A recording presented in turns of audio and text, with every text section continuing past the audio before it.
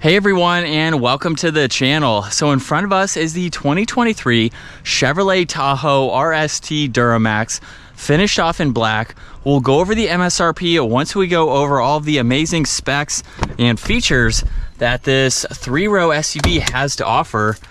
So we are going to start off with what powers this Duramax. This has a 3-liter inline 6-cylinder turbo diesel.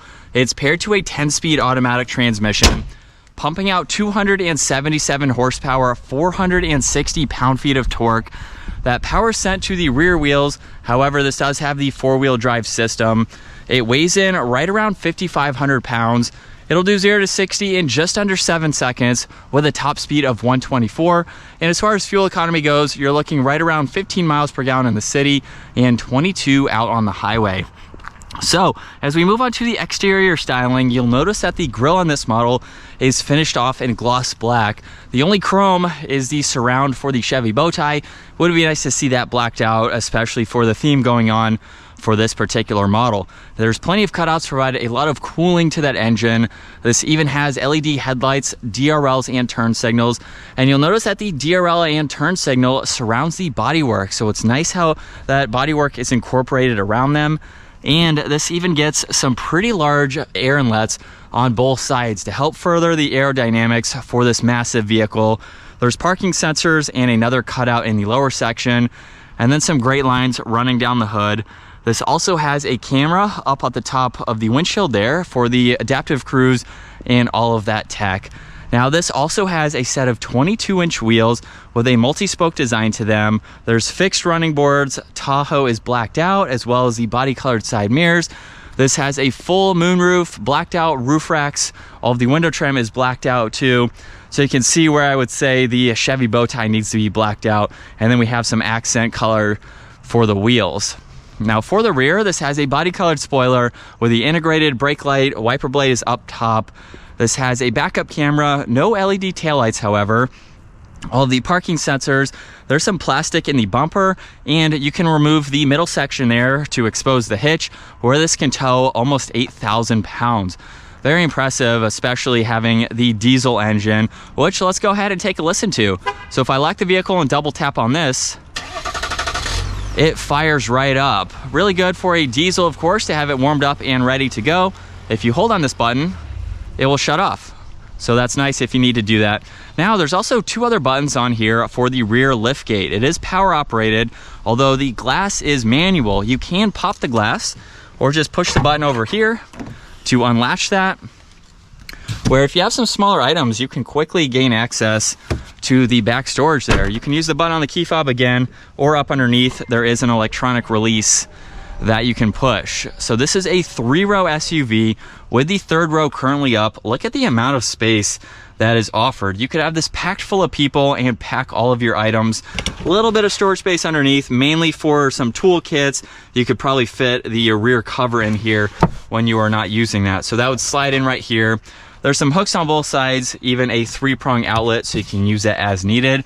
It's very easy as well to fold down the 3rd row. Now you do have to have the 2nd row a little bit farther forward in order for those to clear, but just by pulling on those, you have a lot of space. My one gripe with the 3rd row is that these straps are pretty short. I'm 5'10", and I have to really reach to grab this, and then it's so short that the pivot angle to get some momentum is not the greatest. So I actually got to put some muscle into it to get that up. This is a family style vehicle, so a lot of different people will be driving this, and if you're shorter than me, this might be a reach. Pretty short strap, so I'd like to see that a little bit longer. It would make it easier. This is a pretty far it's pretty far in, I should say, from the rear bumper. So that is my only concern with it, but I love that they're a manual because it is quick to do if you are able to grab that strap. Now you can also lock and unlock these from the back door handles. So that's nice. So you have your kids, you can just go straight to the back door. Now this door panel is very nice. We have black leather, red stitching, some brushed aluminum accents, even the Bose audio sound system, and a split shelf for the storage there. Now looking at the seats, we have solid leather with more of the red stitching. And you have 2 different controls to get into the 3rd row. So the first one up top will slide the seat forwards and backwards. So it's nice to have that adjustability. If I pull on this back one once, you will see the seat completely fold flat. So now you have a footrest for your 3rd row passengers, or you can fold them down to give you more storage. But if I pull on this one more time, look at the amount of space that is available for me to enter this. I'm basically walking up the stairs into the 3rd row. Now, foot space or foot room is actually pretty adequate when you have that seat slid forward. So that is adjustable just depending on who's back here. We have cup holders, some auxiliaries. You have a good amount of space. Now, at my size, probably 2 people back here would be comfortable. 3 smaller children would definitely be able to ride in the back. So I really don't have any complaints with the size. It's a big SUV, so it's going to give you that full 3rd row. And then we can pop this seat back up into place. It is slid all the way forward, so we need to use that other control to give myself some more legroom from the 2nd row. These seats also recline too, so this is the place to be for this kind of vehicle. Now, we have storage pockets. We also have the climate adjustments and a 3-prong outlet. And this even has an armrest, a little bit of storage. You could place your phone maybe, and some cup holders on the back side. We have that full panoramic sunroof to provide a lot of light for this interior. And then the front door panel is no different, but it does have all the window adjustments, memory seating adjustments, side mirror controls, and even more storage. And then we have the automatic driver's seat. Very nice. This is heated as well. It is not ventilated. And then hopping into this, you'll see the graphic for the gauge cluster there and the infotainment system. Let's bring this back to life though. You can hear that diesel. So looking at the gauge cluster now, on the left side is the miles per hour, right side is the tach, and then you can use these adjustments on the steering wheel to further go through this info. So right now we can see the navigation. You can pull up your phone when that is paired. You even have different display layouts. So it's currently in classic. You can see progressive here, changes it slightly. There's also a digital setting, so you will change it yet again, or see it change yet again, and then clean just shows you the miles per hour. After some time, that right side will go away, so it strictly just shows the miles per hour. So we will go back to classic so you can see the rest of this information. You can even change what's within the miles per hour and the tach. So just depending on what you'd like to see in the lower section, you can make it a little bit smaller or larger, depending on how you'd like it to be shown. Now we can also scroll over to the more information here, where you have a lot of vitals that you can go through just depending on what you'd like to see. You can look at the distance pacing, your TPMS, and you have all of your trip information that you can look at. And then we're back to music. So it's nice to have all of that. Now we have full leather for the steering wheel with the red stitching, some brush trim accents. On the back side, this also has volume and tuning, so it's nice that those are behind. We have Bluetooth and voice commands, all of the cruise and adaptive cruise control settings. Now on this left side, all of the headlight adjustments, even the different driving modes. So this has an off-road setting. We also have the tow and haul. You can go to sport or normal, just depending on where you're taking this. All of the four-wheel drive selectors are just above that. There's the e-brake, along with traction control, the lane keeping assist, parking sensors, and the engine start-stop feature. Now there's also a small slot right here. I believe that's for an SD card, I think, where you can put in that for some other information, or you could probably put a credit card in there too, just to store them out of the way.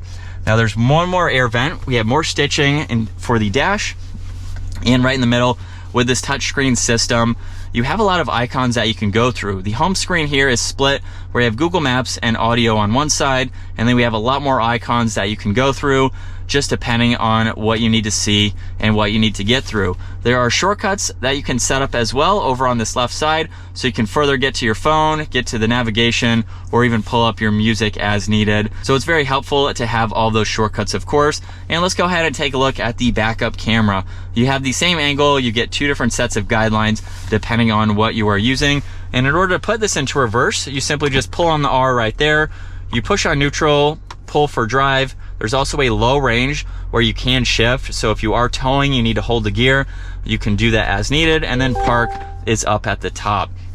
Now there's more leather and stitching, 2 air vents, and then at the bottom there are some physical buttons for the upper screen like home. There's tuning. You can even use this rotary dial to further go through that. Power and volume is on this left side.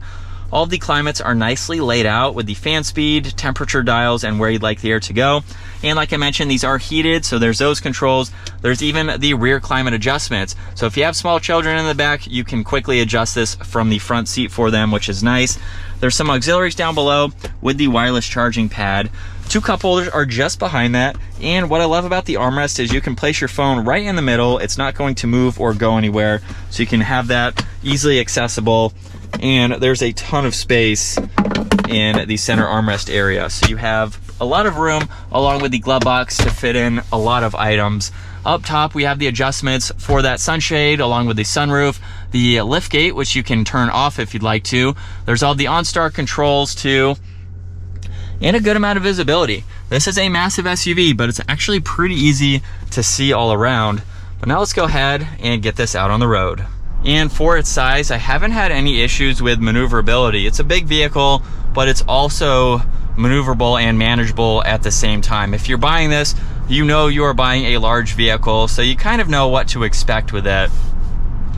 But I really like it. It's a pretty simple layout, not a whole lot of tech for this model, but it gives you everything that you need without going overboard. Simple, straight to the point, and it will be effective in your daily commute with passengers or with whatever you need to tow.